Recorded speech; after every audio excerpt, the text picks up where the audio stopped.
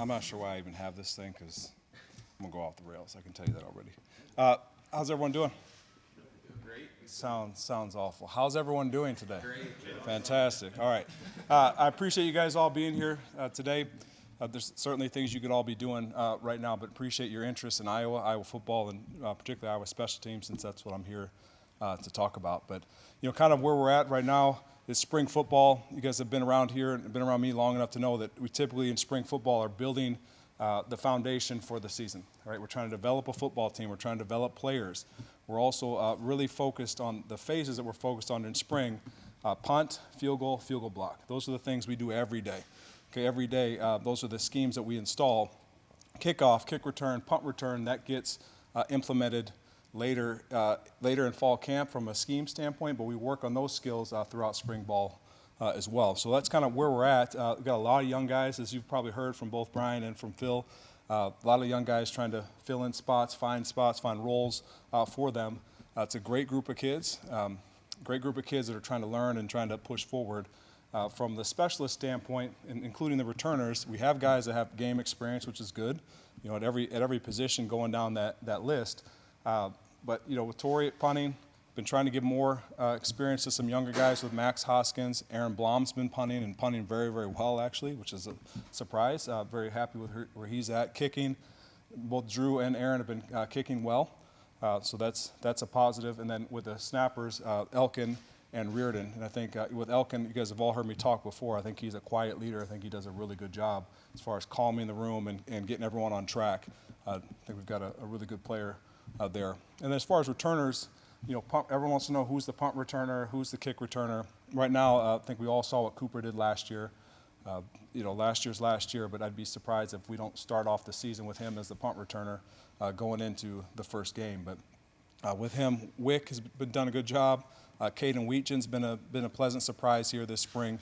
And then also some younger guys, TJ Hall, and then TJ Hall's done a good job. Xavier's working back there a little bit, and then Deshaun Lee is a young guy, a freshman right now, just trying to learn and does a pretty good job. So I think we'll see where they're at kind of as we move forward. And kick return, really those same guys I mentioned, then also Caleb, and then with Caleb, Lee Sean, and then Xavier added that as well. So it's kind of where we're at right now.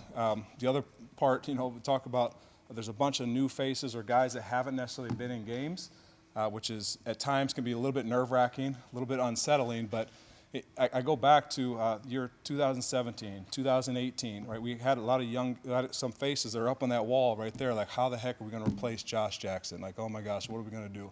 What are we going to do with Josie Jewell, one of the greatest linebackers in Iowa football history? Like, how are we going to replace those guys? What are we going to do? You graduate two tight ends to the first round of the NFL with Hawkinson and Fant. Like, what are we going to do? Well, as I sit and I look and you think about it, well, at one time we had insert in Josh Jackson's role a young Riley Moss.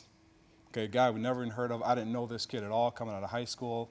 Think he's going to walk on. He's going to join us in January, and bang, he's in our drills in fall camp as a freshman in 2018 and playing his butt off, and has done that all the way through. And you can see where he's going to go here next weekend. And then you look at Josie, like, man, Josie, phenomenal linebacker, phenomenal leader. Bo Bauer, Kevin Ward, those guys are in that linebacker group. And don't want to speak for Seth, but he's probably thinking something like that.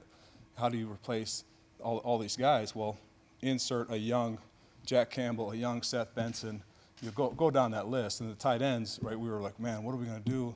Graduating two tight ends, man, they're both playing the NFL, doing well. Well, here's a young kid named Sam Laporta. So it's kind of where we're at right now. We're replacing all these guys that have been phenomenal players for us, including Monty Potterbaum, Kayvon Merriweather. Go down the list of those guys. But we have the guys on this team. We just don't know their stories yet.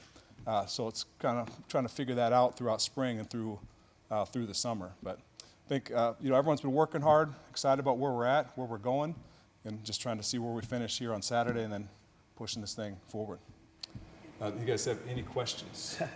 A year ago at this time, you were replacing your second straight All-American kicker who's on our roster right now. And there was a lot of uncertainty. It wasn't solved in the spring game. Fast forward a year. The spring game was awful. Terrible weather, too. Yeah. Hey, that'll be that way on Saturday, so Yeah. it'll be a good test. After dealing with the terrible weather last year too, I mean, what kind of, how has Drew Stevens kind of put you at ease a little bit just because he seemingly had a pretty good year? I think he has experience, right? So when he first came in here, I'm not sure there's a player on the roster, that improved more from the beginning of spring football to the end of the regular season than Drew Stevens. First off, he gained 25 pounds, but he still continues to gain weight, and that helps the ball move down the field quicker. He's a bigger guy, right? So and he's still on that track, on that trend, and he had a really good season last year. Well, last year's last year. So can he continue to do that moving forward? That's the test for him. That's the test that we're all looking for. And then he's also got, he was in competition with Aaron last year. I think Aaron was a different player at the time than he is right now. And that's a good thing because Aaron, I think, is on the right track as a kicker and working as a punter. And I think he's in a different place mentally, different place. He's older, right, more mature, just got engaged, so that definitely makes you more mature when you get engaged, get married. But I like the way both those guys are working right now. In particular, Drew, I think part of it is just the physical growth. And he didn't know what he didn't know. He should have been in high school last year at this time, so he early enrolled. But getting them game experience, his first game in Wind was at Purdue, which was like that game was crazy. That's like an all-timer. But it gave him game experience that he didn't have before. So hopefully he can build on that moving forward. Torrey could probably just walk out here, never practice, and be a fan favorite. Obviously, he has a tremendous work ethic. Please don't tell him that. But how is he? I mean, first of all, when did you find out he was coming back for a year, and how much can he actually improve? Do you feel like going forward? Yeah, I think we had a good conversation after the season. Heart to heart, thought it was going to be like 10 minutes. It was like 2 hours and 10 minutes. But that's good. It's good, right? It's good conversation, airing everything out, and I feel very strongly about Torrey as a person, like very, very strongly, as a person and as a player, and what he's done for this football team. I think what he's done for this program. And you mentioned a fan favorite. I don't know another place than the University of Iowa where specialists, particularly in the punter, are heralded as much as him. So now what can he improve on? Right, his goals are trying to beyond football or beyond football at Iowa. He's got to work on some things, right? So, and for us, he's got to work on being a little bit more accurate with where the ball is placed. Okay, when he's trying to directionally punt, he's improved as a leader, and that's something I've been pushing him on because guys see him as a leader just based off his ability, and he's worked very, very hard on that. I hate to break this. I hate to even say this, but to give him the credit that he's due. His team is beating my team in the Hawkeye Championship right now, but I've got to get that rectified here pretty quick. But he's improving as a leader, and that's not necessarily a strong suit for him. And I think as he develops as a leader, leading himself, which he's always been pretty good at, and now how can he infect his teammates and help this football team?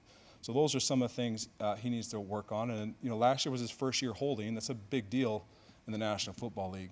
And he got game experience, and I don't think I'd be talking out of turn if I said he was probably pretty nervous the first game, first time he held for a kicker in a game, because points are on the board or off the board based off his hold, and he's much more confident in that now. He might be. He's working. Yeah, he's working. We'll see. Speaking of Cooper, what makes him kind of special at that punt return? What is he? Is it one of those intangible things with him? I think, I heard Phil talk about him like he's quiet, and that's all true. He doesn't say a word, man. It's wild. But all the guys respect him, and you can see it when they're around him. There's times, he's like moving on the field, he doesn't look very fast, and bang, the ball snapped, and he is flying. I read one of the guys I work with, an analyst with Brock Sherman, who does a phenomenal job, and Arash Asadi is the student assistant for us. Those guys are phenomenal at what they do, and I'm fortunate to work with them every day. They mentioned to me that they looked at some report, PFF, that as a gunner, that Cooper led the country in wins at the gunner position.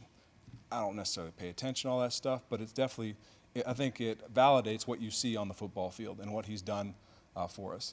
As far as Cooper at punt returner, I think he has a natural ability with the ball in his hands. The guy's fearless. He's smart. Right, he's just something about him. He's savvy as a football player. I think some of that goes back to when he was a quarterback. He's been a quarterback most of his life, and when you're the quarterback, everything's riding on what you do. It's particularly at that level, in middle school, junior high, high school. I think that definitely helps him. But as far as like ability, the guy's tremendously gifted as an athlete and is a phenomenal kid. When it comes to being a returner, is it just is part of it just having the it factor and just the natural understanding of like where to go, or how much can you teach somebody that doesn't have quote unquote it? Yeah, I think some of that is having it, right? We've all seen guys that have it. Okay, but I can tell you that Cooper, and you go back to when he was a freshman, he wasn't necessarily being counted on defense, and no one really knew his name. He was the first guy out every day, right? He wasn't the starting punt returner. He was the first guy out fielding balls off the jugs. Okay, coach, how can I get this off the punter's foot? How can I learn these things that working in the dark when no one's paying attention? He did all of that. That's what gave us confidence to put him in the game at the beginning, right? His first play ever his first play ever, which is crazy to think about, was a throwback against Wisconsin, right? First play he ever played. I asked him afterwards, he was scared to death. He goes, oh my God, they kicked it right to me. I go, yeah, that's why we put you in there, man. But you go back and look at that play. I don't know if you do or don't, but I can go back, look at that play, and see like right there, you can tell that he has the it factor, because every other freshman would have caught it and thrown it across the field because that's what coach said to do. Well, he caught it, looked to throw it across the field, and someone's about to pick it off, so he tucked it and ran like a quarterback, right? Like a guy that has the it factor. So I think there's some of that, but what we work on every day, pre-practice and throughout practice, is how you field the ball fundamentally. Okay, being square, being underneath the ball, hands high, seeing your fingertips, not keeping a good basket, right? Pinkies together, right? Arms and elbows to your rib cage, so that when you field the thing, it's nice and soft, a little bit of give to it. Okay, sometimes everyone thinks they can field punts, and you get the lineman out there, and it's bouncing off their head, off their chest, right? Because people try to catch with their chest, and all it is a springboard, right? Shoulder pads, or the pads are plastic, and the ball bounces right out. So there's definitely technique to that, and he's worked really, really hard at it. He's not the only one. There's plenty of guys that have been working at it. But right now, I would say if we went into a game today, Cooper would start off being that guy. For somebody like Aaron, how difficult or unusual is it for somebody who's focused primarily at kicker to all of a sudden now add punting and do it as well as he's been doing it? It's actually interesting. Like I said, I wouldn't have bet on that previously with Aaron, and I literally just had a meeting with him and told him that. However, he's done really well. The things that Aaron has inherently is he's incredibly powerful. Right? He's incredibly powerful. If you go down and look at the record boards, he has the second all-time fastest 10-yard dash in Iowa football history. Okay, and you can tell all the guys that have come through here. Okay, and he's second all-time. He's trying to be number one, beat Marshall Kane's record for specialists. And that's not easy to do. Right? That's a powerful athlete. Now, how do you translate that into moving the ball down the field? I think that's what he's worked on the most, unlocking some of that power where he didn't necessarily do that in the past. As far as punting goes, he's got great leg speed. He does some things very naturally you don't even have to coach, which makes life a lot easier. But now it's just tinkering with him a little bit and seeing, like, is this really a road that he should explore and go down further? I think doing both, kicking, punting, it's not the same swing as you can imagine. So we have to be smart with that, and like how many reps do we actually do with him? But it's been fun watching him. And the guy's working hard. He's got a different confidence about himself. So I'm, huge Aaron Blom fan, and I can't wait to see how it shakes out for him. During the spring, LeVar, what do you look for in those special teams plays? Because I know I would assume it's not as simple as guy makes a good tackle, check a note on a clipboard. Like, what are you looking for? What's an example of a guy standing out? In practice, you're talking about? Yeah, in the spring when you're doing a kickoff or a kick return or a punt. Yeah, so we don't do kickoff or kick return in spring. I understand what you're saying. I think I know where you're going. So we have every day we have a competition period, right? So a competition period in regards to special teams, where we're teaching the skills of kickoff, beating a man single block today, right? That's what we did. Beat a man single block, avoiding the guy in the front line. Okay, and then in the competition, the blocker is trying to block a man in open space with speed down the field. Hard to do, like incredibly hard to do. Okay, you ask anyone that's ever played, ask anyone in the NFL, it's hard to do, man. But those are the things that we're working on. We're trying to see who does it naturally. Okay, hey, we teach you, this is how you avoid, this is how you block in space. We teach you, and then let them compete and see, okay, who needs more work? Okay, who can we count on right away?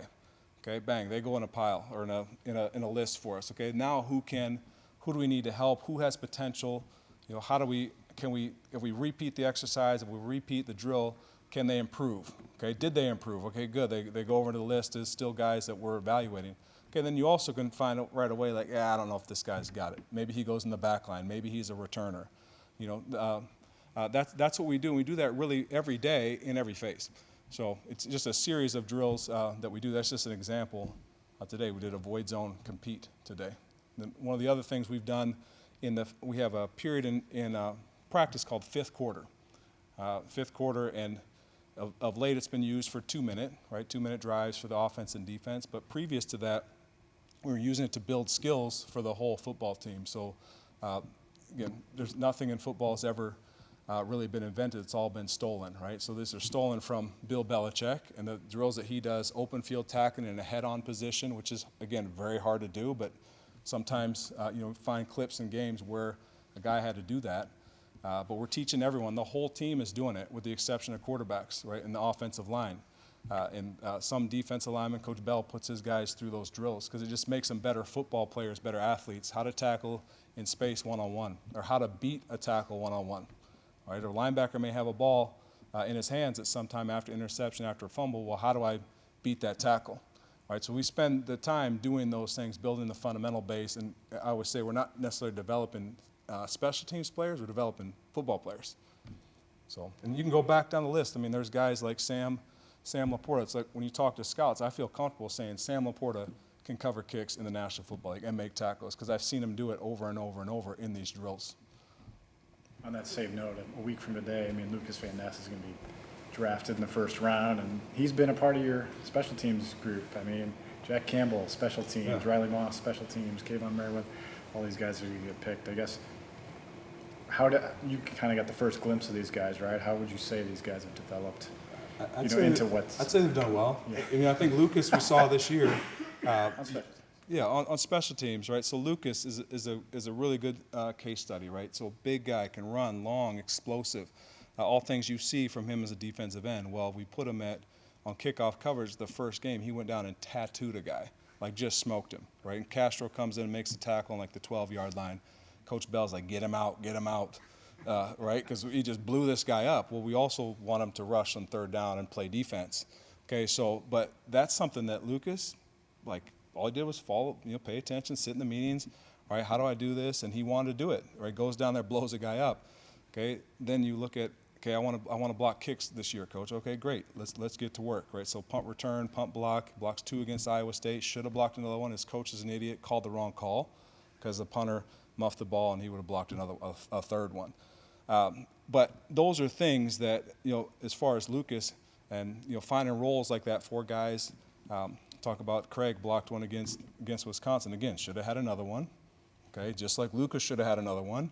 But, I think it's going to lend to Van Ness at the next level as well, right? Because in the NFL, it's all about value, creating value for yourself, creating value for your football team, and I think he can do all those things. And he's just one of those guys. Like Moss is another guy. There's not a position that he can't play in special teams.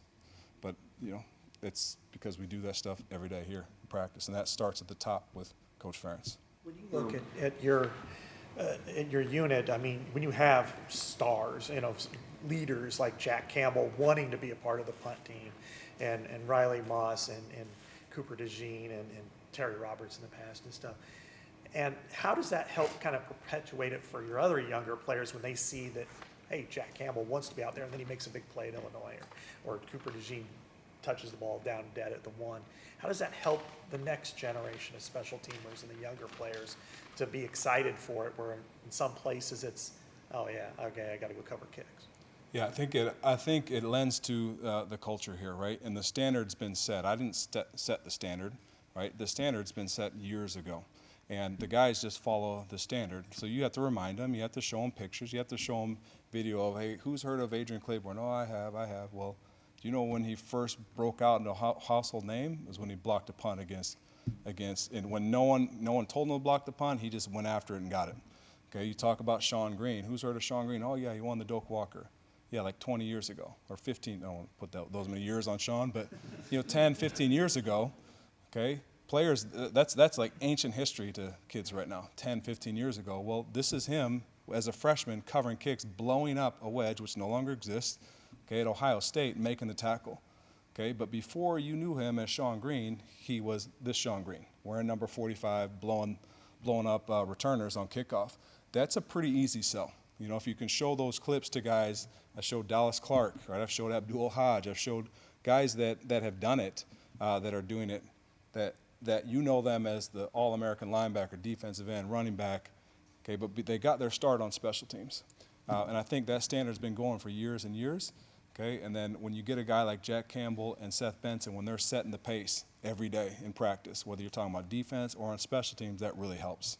That really helps. And you know, I've told a couple of scouts this, that if you want to know what those two are like, okay, there was a game where we were down quite a bit, and the other team had put in the twos, right? We put in the twos on offense, defense, and I told Benson and Campbell, they're out. Like, hey, you guys are done, you're out, and they would not come off the field on punt.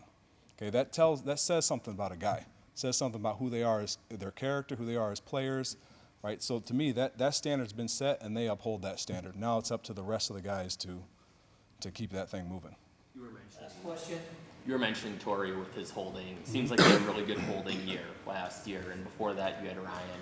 What's the key to kind of having that consistency in holding excellence? Yeah, practice, right? It's like anything, practice and getting used to the snapper you're working with, right? The kicker, what he wants. It's just practice, you know, practice and working on drills. Just trying to make your hands a little bit quicker, a little bit faster, being deliberate with it. No other questions. Okay, before I leave, I would be remiss, okay, if I did not, okay, talk about three people. So recently, you know, when I go out and we talk at the media day, there's a gentleman that would come up to me all the time. I never really knew him all that well, and I started to learn his story kind of the last 2 years, and Don Lund, who recently passed away. I don't know many details or not, but I know that he was from Northwest Iowa, which, you know, immediately puts him in my heart, and we talked about that. You know, tough deal with him. And then also, since Phil let the cat out of the bag, all right, already, okay, gonna miss you, man. Appreciate how you've covered this team and just getting to know you and kind of how you operate. So gonna miss you, appreciate your time. And then ultimately the GOAT, Steve Rowe. Congratulations on your retirement. Thank you guys.